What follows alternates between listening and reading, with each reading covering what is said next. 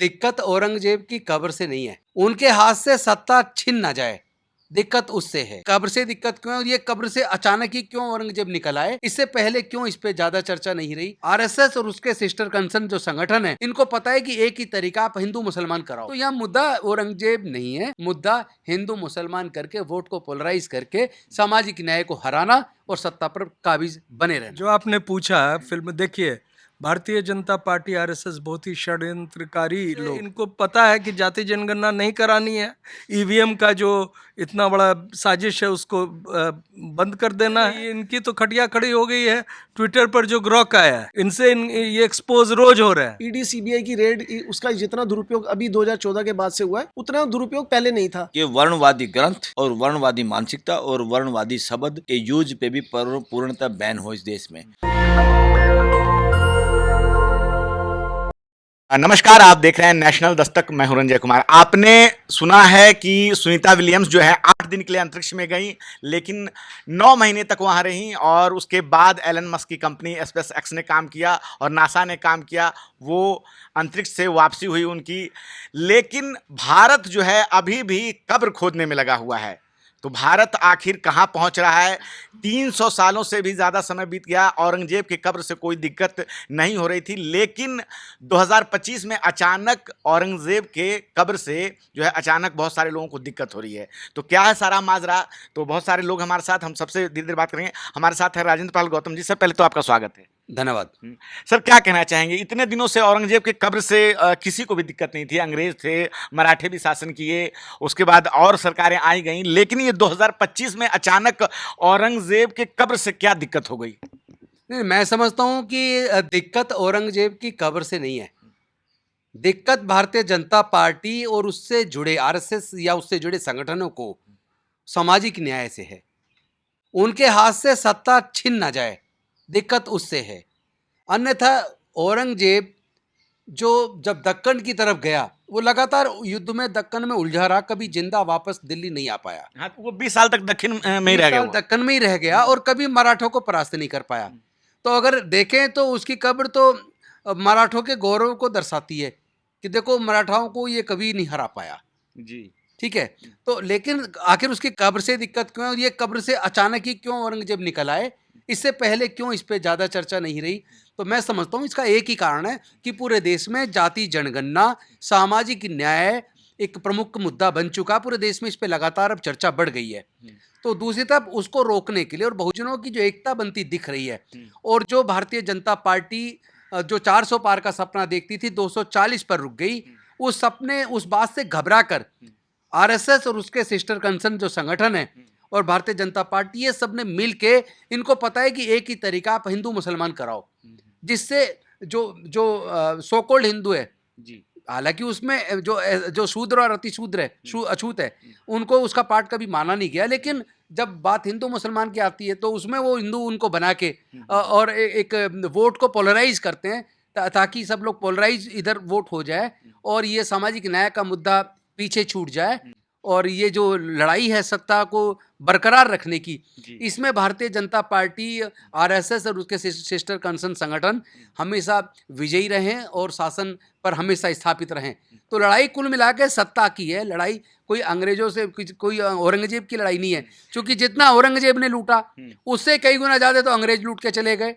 दूसरी बात, औरंगजेब से पहले भी आप देखिए कि अनेकों रियासतें थी, राजा महाराजा थे, और उनमें ऐसा बहुत लंबे हजारों, एक मिनट, सैकड़ों साल तक आपको ऐसा मिलेगा, उन राजाओं में जो आपस में जो युद्ध हुए, लूटपाट हुई, मारपीट हुई, महिलाओं को उठाया, उन राजाओं में कोई मुस्लिम शासक नहीं था, कोई ईसाई शासक नहीं था, कोई दूसरे धर्म का नहीं था, बल्कि दोनों एक ही धर्म के राजाओं में भी आपस में सत्ता को कब्जे करने को लेकर पारिवारिक भी, सगे भाइयों की हत्या तक हुई है, इतिहास गवाह है। तो यह मुद्दा औरंगजेब नहीं है, मुद्दा हिंदू मुसलमान करके वोट को पोलराइज करके सामाजिक न्याय को हराना और सत्ता पर काबिज बने रहना। सर एक सवाल और आपसे लेंगे।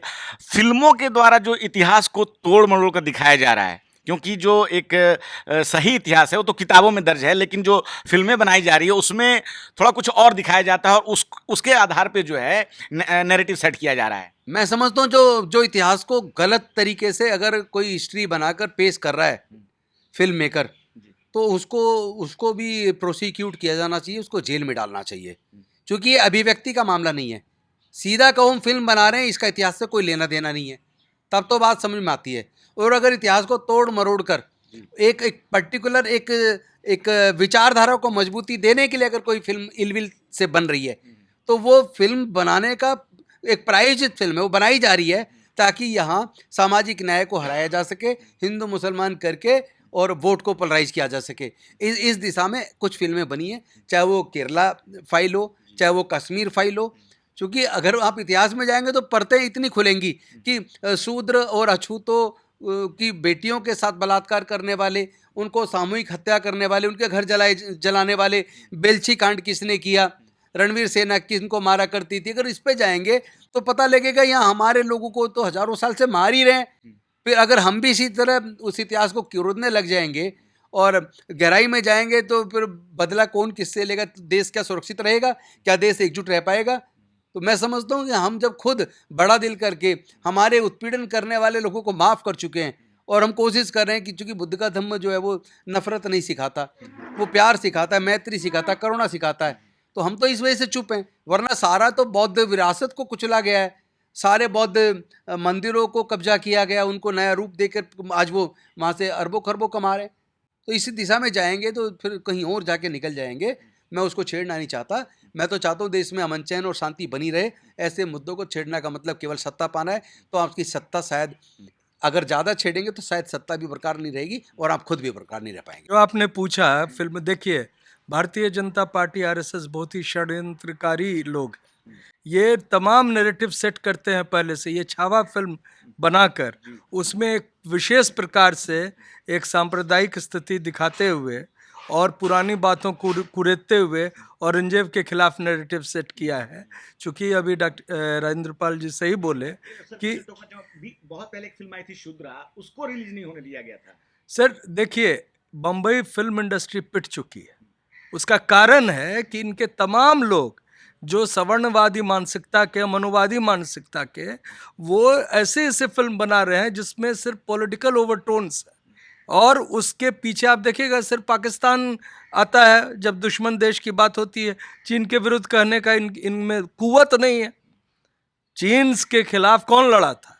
जो रजंगला युद्ध हुआ था, सिर्फ 124 3,000 चीनियों को धकेल दिए थे। कारगिल में कौन जीता? तो जिस समुदाय के लोग, पिछड़े वर्ग के लोग, ओबीसी के लोग जो युद्ध लड़ रहे हैं, जीत रहे हैं, और ये नैरेटिव बना रहे हैं कि ये इनमें से कितने, ये सारे आप उठा के देखिए जितने जासूस मिल रहे हैं और हाल में जो देश के तमाम ऐसे सीक्रेट्स बेच रहे हैं, वो कौन समुदाय से है? वो इन्हीं के टट्टे बट्टे हैं। ये आरएसएस और बीजेपी के लोग हैं जो देश के साथ गद्दारी कर रहे हैं। तो ये नैरेटिव सेट कर रहे हैं और इतिहास का कोई लेना देना नहीं है ऐसे फिल्मों से। ये पहले से इनको पता है कि जाति जनगणना नहीं करानी है। ईवीएम का जो इतना बड़ा साजिश है उसको बंद कर देना है। $21 मिलियन जो कह चुके हैं राष्ट्रपति ट्रंप कि हमने दिया साहब को, उस पर मुंह नहीं खुलना है। और वो किस लिए दिया था? वोटिंग परसेंटेज बढ़ाने के लिए। और कैसे बढ़ा परसेंटेज? वो जो चुनाव आयोग के जो सर्वे सर्वा थे, जो शेरो शायरी घटिया किस्म के सुनाते थे, हाँ, उनसे पूछे लोग जाके। तो ये परिस्थिति बहुत खराब है देश के लिए, देश के लोगों को। धार्मिक मुद्दों में उलझाकर जो एक खास जो, देखिए कोई उलझने वाले नहीं है, ये कोशिश कर रहे हैं। लेकिन अभी देखिए ना, इनकी तो खटिया खड़ी हो गई है। ट्विटर पर जो ग्रॉक आया है, इनसे ये एक्सपोज रोज हो रहे हैं। ग्रॉक से जब पूछा जाता, नकेल कसने की तैयारी कर रहे हैं। नकेल क्या कसेंगे? लोग जान चुके हैं ये नकेल। ये अपने पालतू कुत्ते जिनको गोदी मीडिया को बनाए हुए हैं, उससे बाहर निकल कर लोग अब पूछताछ करने लगे हैं। कौन देखता है ये जो गोदी मीडिया का ये तिहाड़ी को? कौन देखता है आजकल? आपके चैनल को लोग अधिक देखता है। क्यों देखता है ये समझिए। जिस सोशल मीडिया ने तो समाज को बदला है बिल्कुल। जी सर आपसे जानना चाहेंगे कि मीडिया का जो रोल होना चाहिए समाज के लिए, अभी के समय में बहुत संदेह है उस पर, और सोशल मीडिया एक जो है अलग से अलग जगह आ रहा है, उस पर क्या कहना चाहेंगे? और मीडिया आखिर ऐसा क्यों हो गया पूरी तरह से? दबाव मीडिया पे हमेशा शासकों का रहा है, चाहे वो मध्यकाल का रहा हो, प्राचीन काल का, उसको हमेशा राजाओं ने अपने पक्ष में मिलाने की कोशिश की, लेकिन अभी के समय में जो मीडिया है उस पर क्या कहना चाहेंगे? अभी के जो मीडिया है उसने वो सारी सीमाएं जो हैं वो सारी सीमाएं तोड़ दी। जो पहले थोड़ा बहुत अंकुश भी था वो सारी सीमाएं तोड़ दी हैं। मीडिया रहा जो आपने कहा पहले से आज भी पूंजीपतियों के हाथ में है। पूंजीपति जो है वो सत्ता के दबाव में रहते हैं कि कभी ईडी सीबीआई की रेड ना पड़ जाए, तो जैसा सत्ता चाहती है वैसा ही वो बोलते हैं। अभी जिसकी सरकार होगी उसके पक्ष में बोलेंगे। अभी 2014 से क्या हुआ, पहले भी ऐसे ही करते थे, मगर 2014 के बाद तो बिल्कुल नंगपना हो गया है। तो ये कारण क्या है कि मीडिया जो है शासक के पक्ष में रहता है, लेकिन अभी जिस तरह से जितना नतमस्तक है, जितना वो गुणगान करने में लगा, ऐसा पहले कभी भारतीय समाज ने नहीं देखा है। था पहले भी, अभी ज़्यादा इसलिए हो गया। मैंने आपको बताया ना कि जैसे अब ईडी सीबीआई की रेड, उसका जितना दुरुपयोग अभी 2014 के बाद से हुआ है उतना दुरुपयोग पहले नहीं था। कांग्रेस के टाइम में भी मीडिया सरकार के खिलाफ बोलता था, मगर अब बिल्कुल ही बंद हो गया है। वो ऐसा है कि ईडी सीबीआई और जितनी भी जांच एजेंसी हैं, इनकम टैक्स, उसका जो बेजा इस्तेमाल 2014 के बाद से हुआ उतना आज तक भारत में कभी नहीं हुआ। और सोशल मीडिया क्योंकि पूंजीपतियों के हाथ में नहीं है, आप जैसे लोगों के और जो साधारण लोग हैं उनके हाथों में है, तो वहाँ आदमी की वो आवाज़ दिखा सकते हैं, आदमी के हक अधिकार की बात उठा सकते हैं वहाँ पे। मगर जो बड़ा मीडिया है जो पूंजीपतियों के कंट्रोल में है, वहाँ अब आम आदमी की आवाज़ नहीं होगी। वहाँ जो सत्ता जैसा चाहेगी, दिन रात 9 बजे सारे जितने बड़े बड़े न्यूज़ चैनल हैं एक ही बात होती है, पीछे से मैसेज आता है, आप देख लेना, सबकी भाषा एक दिन एक ही मुद्दा होता है, सब चैनल में एक ही मुद्दा होगा प्राइम टाइम पे। कॉर्पोरेट सब कुछ सेट कर रहा है बिल्कुल। कॉर्पोरेट सेट कर रहा है, कॉर्पोरेट को उसका गुरु जो है वो सत्ता जो है वो सेट कर रही है। ठीक है सर, धन्यवाद, आपने ये अपना समय दिया। बलराज सर, आपसे 2 सवाल लेना चाहेंगे। सबसे पहले तो ये औरंगजेब का जो मुद्दा छाया हुआ है और लगातार मीडिया इसको दिखा रही है कि औरंगजेब के मसले पे, और सरकार मतलब इस पे कोई खास एक्शन नहीं लेती, जब कुछ इस तरह से जो प्रेशर ग्रुप होते हैं जो समाज में इस तरह की भावना को भड़काने का काम करते हैं, जो रिलीजन जो धार्मिक सद्भाव है उसको बिगाड़ने का प्रयास करते हैं, तो सरकार के लोग उस पर कोई खास एक्शन नहीं ले रहे हैं जो सरकार में हो शामिल, जैसे महाराष्ट्र या केंद्र सरकार।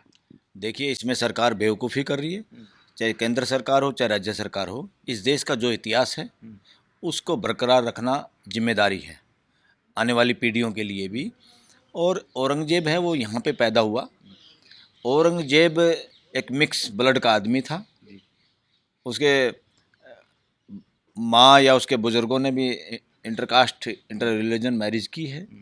तो किसी भी ऐसे आदमी को जो यहाँ पर पैदा हुआ है उसको ना तो हम विदेशी बोल सकते हैं ना आक्रमणकारी बोल सकते। ये नॉनसेंस है। और इस तरह का जो भी अब काम हो रहा है, मैं ये कह रहा हूँ जो आरएसएस या भाजपा तो औरंगजेब को विदेशी ही कहती है क्योंकि बाहर से आए हुए हैं मुगल। असली विदेशी कोई है तो आरएसएस और वर्णवाद है, वर्णवादी मानसिकता है। इस देश में अगर आक्रांता है कोई परमानेंट, वो वर्णवादी अमानवीय व्यवस्था है, वर्णवादी विचार है और वर्णवाद को फैलाने वाले लोग हैं, ये विदेशी लोग हैं। क्योंकि इंडिया का कल्चर ही नहीं रहा इस तरह का कि मानव मानव से नफरत करे। वसुधैव कुटुंबकम इस वर्णवाद की नहीं बल्कि इंडिया का कल्चर है, और हमारे इस वर्णवाद से पहले से ही इस धरती का कल्चर है। और वर्णवाद ने इस देश का सत्यानाश किया है। और वर्णवादी आक्रमणकारी आक्रांता विदेशी मानसिकता को फैलाने वाले लोग भी, उनको भी हम कहेंगे वही असली विदेशी लोग हैं इस देश में। और ये विदेशी वो है मानसिकता, ये इंडियन मानसिकता नहीं है, इस देश की भारत की मानसिकता नहीं है। और ये असल अब कहना पड़ेगा, इसमें अब छुपाने की बात नहीं, पूरा देश भी समझ रहा है। ये जो मानसिकता है सुपरमेसी की, वर्णवाद में सुपरमेसी किसको मिली, किसको देने की गारंटी है? ब्राह्मणों को।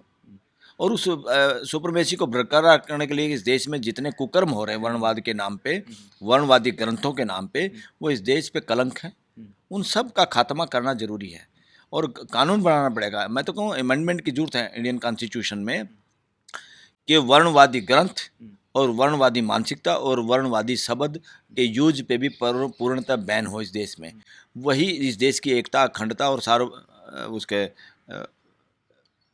पावर के लिए, वो सॉवरन पावर के लिए खतरनाक है। इस देश में जो आक्रमणकारी बाहर से भी जो लोग आए हैं, वो ये देश कमज़ोर कैसे पड़ा? क्योंकि इस देश में जब से वर्णवादी मानसिकता या वर्णवाद हावी हुआ, वर्णवादी ग्रंथों के सहारे इस देश के असली natural way of thinking and living को डिस्ट्रॉय किया गया, तो उसने सारा का सारा बेड़ा गर्क किया। ये देश इसीलिए लड़ाइयों में भी अलग थलग पड़ के लोगों से हारता रहा, और यहाँ के लोगों को भी छितर बितर करके इस वर्णवादी मानसिकता ने अलग अलग तरह के वर्ग पैदा किए गए, राजपूत शब्द पैदा किया, क्षत्रिय फलाना, और अपने सत्ता बरकरार रखने के लिए अलग अलग लोगों को राजा बनाने का या उनको गाइड करने का काम किया। ये बाहर के औरंगजेब और इनके राज में तो दराज दरबारी यही लोग थे, वर्णवादी मानसिकता के लोग थे। और आरएसएस को लोग अब क्या कहने लगे हैं, right for supremacy in society, अधिकार। आरएसएस का मतलब है समाज में सुपरमेसी के अधिकार को बरकरार रखने का एक केंद्र, एक संगठन। ये प्योरली ब्राह्मणवादी संगठन है, ये अमानवीय संगठन है, ये इंडिया के कल्चर से इसका कोई मेल नहीं खाता। ये इंडिया के कल्चर को सबसे दूषित करने वाला, ख़त्म करने वाला एक ऑर्गेनाइजेशन है। सार्थक मुद्दों पे, लेकिन हाँ, इसी वजह से ये जानबूझ के इस देश के इतिहास को ख़त्म करने के लिए और लोगों को मूर्ख बनाने के लिए औरंगजेब का मुद्दा उठा रहे हैं। कहीं सड़कों के नाम बदलने के, कहीं शहरों के नाम बदलने के। अरे इसी देश के लोग हैं, इस्लाम इसी देश के लोगों ने एक्सेप्ट किया, और इस देश में इस तरह के ढोंगवाद और ब्राह्मणवाद से तंग आके, वर्णवाद से तंग आके सिखिज्म का भी यहाँ पे जन्म हुआ। और सिखिज्म के प्रचार प्रसार को रोकने के लिए इन्होंने एक तरह से मैनिपुलेटेड करके स्वामी दयानंद के उसको आर्य समाज को स्थापित करने की कोशिश की, और लोगों को कहा तुम आर्य हो, जबकि आर्य शब्द कोई भी अगर है तो ये ब्राह्मणवाद के लिए है, ये ब्राह्मणों के लिए है। बाकी देश जो जिन लोगों के पास अब ज़मीन है, पंजाब में, हरियाणा में, हिमाचल में या इस बेल्ट में, यहाँ पे जो किसान हैं, यादव हैं, जाट हैं या कोई भी जो लोग हैं, इनके पास कहाँ ज़मीन थी? इन लोगों ने लड़ाई लड़के अधिकार करके खेती करते थे दूसरों के यहाँ पे, और अधिकार मिले हैं। छोटू राम के समय में प्री इंडिपेंडेंस, आज़ादी से पहले जो सरकार बनी, तब सरकार में लोगों को अधिकार मिले। ये तो कहाँ ज़मीनें थी लोगों के पास? ये सारे के सारे लोगों ने अपना खून बहा, अपना पसीना बहाया है, तब जाके इनको ज़मीनें मिली थी। और उसी की वजह से J&K ऐसा पहला स्टेट है देश का जो उसी कानून से, छोटू राम के वक़्त में जो कानून बना बिफोर इंडिपेंडेंस, जो यूनियनिस्ट गवर्नमेंट बनी थी कंबाइंड पंजाब में, सबसे ज़्यादा इस देश में अगर किसी शेड्यूल कास्ट समाज के पास ज़मीन है तो वो J&K में है, क्योंकि वो उस वक़्त उस कानून को वहाँ वो लागू हुआ, इसलिए जो खेती करता था उसी को ज़मीन मिली। तो ये सारा का सारा देश का बेड़ा गर्क करने के लिए देश को सावधान होना चाहिए। आरएसएस का हेडक्वार्टर और आरएसएस उस हमारे लिए वेटिकन सिटी से भी ज़्यादा खतरनाक है, इंडिया के लिए वेटिकन सिटी से भी ज़्यादा खतरनाक है। यस, ये लोग वास्तविकता पे आधारित जिंदगी, जीवन शैली जो इस देश की रही है, जो विचारधारा रही है, जो मानसिकता रही है, और इसलिए बुद्ध का मतलब है वास्तविकता पे आधारित ज्ञान, न कि आस्तिकता नास्तिकता। ये आस्तिकता और नास्तिकता का जो ड्रामेबाजी चल रही है इस देश के अंदर, ये सारा का सारा मानव जाति को गुमराह करने के लिए है। मानव जाति एक ही बात पे, पूरी मानव जाति खुश और सुखी रह सकती है और ग्लोबल फैमिली या वसुधैव कुटुंबकम हो सकता है, वो है वास्तविकता के आधार पे। और वास्तविकता का आधार पे कोई विचार है, कोई है तो महात्मा बुद्ध, यानी महात्मा भी नहीं कहें, उनको कहें हम तथागत बुद्ध, तथ्यों का ज्ञान जिनको है और तथ्यों का ज्ञान जिन्होंने लोगों को बताया। ये महात्मा, आत्मा, उत्मा का शब्द भी जो ये ढोंगवादी मानसिकता से आया, इसलिए मैं वो शब्द वापस भी लेता हूँ। तथागत बुद्ध एक तरह से मानव जाति का वो है पर्यायवाची, और मानव, इनको डर लगता है क्योंकि ढोंग पे आधारित अपने ठिकाने जमाए बैठे हैं, ढोंग पे आधारित कमाई हो रही है, लोग भूखे मरे, लोग मरे, लोगों का जन्म हो, कुछ भी हो, इनकी कमाई लगातार रहती है ढोंग में, ढोंगवादी मानसिकता। ढोंगवादी मानसिकता को एक दिन जाना होगा और इनको सहर्ष स्वीकार करना चाहिए कि ढोंग नहीं चलेगा। ये तो साइंस को धन्यवाद देना चाहिए कि आज कम से कम साइंस की तरक्की की वजह से समाज एकता महसूस कर रहा है और समाज ढोंग से को पहचान पा रहा है। सर, आरएसएस और भाजपा के जो लोग हैं, अभी रमज़ान का महीना चल रहा है, तो एक तरफ तो इफ्तार में जाते हैं अभी संघ के भी कुछ अधिकारी जो हैं, जो उनके संगठन के अधिकारी होते हैं, वो इफ्तार कर रहे हैं, इफ्तार में जा रहे हैं। संघ के लोग दलितों के घर जाते हैं, भोजन करते हैं। खुद प्रधानमंत्री मोदी जो है वो कतर के शेख से गले मिलते हैं, बाहर में जाके मस्जिदों में जाते हैं। लेकिन हम देश में देखते हैं कि फिर वही जो कुछ लोग हैं वो घोड़ियों पे जो है जो समाज के कुछ जातियों को चढ़ने पे वो उनसे मारपीट करते हैं या उनको अपमानित करते हैं, हिंसा करते हैं। और तो ये जो इतना जो घालमेल है कि एक तरफ तो मुसलमानों के साथ इफ्तार में भी जा रहे हैं, दूसरी तरफ औरंगजेब के कब्र को लेके विरोध भी कर रहे हैं। तो ये पूरा माइंडसेट क्या है एकदम? ये माइंडसेट, इसी को तो कहेंगे, मैं इसी को तो कह रहा हूँ, आतंकवादी मानसिकता। आतंकवाद पैदा करने का मूल स्रोत है वर्णवाद। इस देश की को मानसिक गुलाम बनाना, गरीब लोगों को, और जो दूसरे लोग हैं जिनको वर्णवाद से फायदा हो रहा उनको आतंकवादी बनाना, क्योंकि वो समानता को स्वीकार नहीं करेंगे फिर लड़ने मरने के लिए। इसलिए कभी गाय के नाम पे, कभी हिंदू के नाम पे। मैं वहाँ पहुँचना चाहता था कि जहाँ वो संघ के अधिकारी मुस्लिमों से मिल भी रहे हैं, इफ्तार में भी जा रहे हैं, और एक तरफ वो औरंगजेब की कब्र का विरोध भी कर रहे हैं। ये जो घालमेल है, इसलिए इनको, क्योंकि जो अभी मैंने कहा ना, जो आस्तिकता के ठेकेदार हैं, आस्तिकता के ठेकेदार कहते हैं जो कुछ करता है वो सो कॉल्ड भगवान करता है, सो कॉल्ड सुपर पावर करती है, और उस बात पे नहीं ठहरते वो। और सारा का सारा, और तथागत बुद्ध ये कहते हैं भाई ऐसा कोई आदमी, ऐसा कोई सांड नहीं है जो भेदभाव करता है। जो कुछ भेदभाव करता है मानव ही मानव के खिलाफ करता है। प्रकृति में, अस्तित्व में कोई भेदभाव करने वाली ताकत नहीं है। अस्तित्व में जो भी ताकत है, जो भी रियलिटी है, जो भी वास्तविकता है, वो सबके साथ समानता का व्यवहार करती है, और जो नियम है उनको समझ के हम अच्छी ज़िंदगी जी सकते हैं। तो इसलिए ये वहाँ पर जो जाना आना करते हैं, इनको पता है कि वैचारिक रूप में हमें ज़्यादा कोई डिफरेंस नहीं है। सिर्फ डिफरेंस एक है, एक तरफ है मूर्ति पूजा, एक तरफ है मूर्ति पूजा नहीं है। मगर तथागत बुद्ध की जो विचारधारा है वो वास्तविकता पे आधारित है। वहाँ पे उस ताकत को ब्लेम करना ही नहीं कि ताकत ही सब कुछ करती है, और लोगों को जो मानसिक गुलामी बनाने की है कि तुम बुरे कर्म करोगे, ये करोगे, वो करोगे, फलाना करोगे, स्वर्ग जाओगे, नरक जाओगे, इस तरह की जो ढोंग और जो अननेसेसरी मानसिक गुलामी है, उससे मुक्ति दिलाई तथागत बुद्ध ने। उस विचार को रख के, प्रकृति के तथ्यों को सामने रख के कि ये जो कुछ है स्वयं स्फूर्त है, और इसमें कोई किसी के साथ भेदभाव नहीं करता। भेदभाव आदमी या आदमी का जीने का, खुद का अगर नासमझी की वजह से जिएंगे तो दुखों का कारण बनता है। या आदमी ही आदमी के प्रति अपराध करता है या उसके साथ अन्याय करता है। अस्तित्व में कोई ऐसी ताकत नहीं है जो किसी के साथ किसी पे आशीर्वाद देती है और किसी पे आशीर्वाद नहीं देती, और ये वहाँ पे दोनों इकट्ठे जाएंगे। मगर औरंगजेब का विरोध करेंगे तो इसका मतलब क्या है? इसका मतलब ये है जो जागरूक हो रहा है समाज देश का, आरएसएस और ये जो सो कॉल्ड हिंदू तव है, ये हिंदू तव कुछ नहीं है। ये सिर्फ और सिर्फ बदला हुआ रूप है, नाम है जानबूझ के। ये ब्राह्मणवाद है और कुछ नहीं है। ब्राह्मणवाद का बदला हुआ रूप आप ब्राह्मणवाद का बदला हुआ रूप, नया नाम है जो हिंदुत्व का चोला पहन के आता है। हिंदुत्व और हिंदू, ये सिर्फ ब्राह्मण और ब्राह्मणवाद का दूसरा नाम है, बाकी समाज इसमें शामिल नहीं है।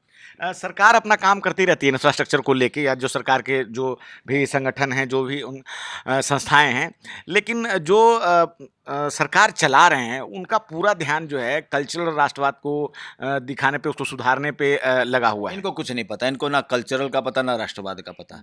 इनके दिमाग में एक ही बात है, भाषा अलग अलग यूज करते हैं। जैसे मदारी यूज करता है भाषा, या वो जो क्या खेल दिखाता है, जो एक आदमी क्या बोलते हैं, जमूराज, जादूगर, जादूगर जो दिखाता है उसको पता है मैं लोगों को मूर्ख बना रहा हूँ, मगर वो अलग अलग तरह की बातें करता है, अलग अलग तरह के तमाशे दिखाता है लोगों को खुश रखने के लिए। ये प्योरली एंड प्योरली आरएसएस और बीजेपी एक जादूगर की तरह इस देश में व्यवहार कर रहे हैं। ये एक जिम्मेदारी की तरह व्यवहार नहीं कर रहे। ये चीज़ों को छुपाते हैं, गुमराह करते हैं, और यंग लोगों को जो ट्रेनिंग देते हैं, गलत इतिहास पढ़ाते हैं, गलत जानकारियाँ देते हैं। सच्चाई से इनको डर लगता है, एविडेंस से इनको डर लगता है। ये सबूत देना नहीं चाहते, ये चीज़ों को ज़बरदस्ती मनवाना चाहते हैं। इनको पता नहीं था पहले जिन लोगों ने ये चीज़ें शुरू की उनको ये पता नहीं था साइंस तरक्की करेगी, एक सिर के बाल की उम्र का भी पता चल जाएगा, ईंट का भी पता चल जाएगा। और चीज़ों को तोड़ोगे या उनके बारे में गलत इतिहास बताओगे तो उनकी एज का पता चल जाएगा, पत्थर की मूर्ति का भी एज पता चल जाएगा। तो अब ये पोल पट्टियाँ खुल रही हैं, तो ये लोग बौखलाए हुए हैं, तो ये बातों को तुरंत बदल जाते हैं, गिरगिट की तरह रंग बदलते हैं। इनका कोई वो नहीं है, ये सच्चाई के खिलाफ है, नेचुरल लॉ के खिलाफ हैं। ये देश में अंधविश्वास फैला रहे हैं और ये देश में को बेवकूफ़ बनाने का काम करें। एक तरह से मैं कहूँगा असली आक्रांता या असली कोई विदेशी है इस देश में तो आरएसएस और वर्णवादी मानसिकता और वर्णवादी ग्रंथ इस देश में लगातार हमला कर रहे हैं और इस देश को लगातार कमज़ोर कर रहे हैं।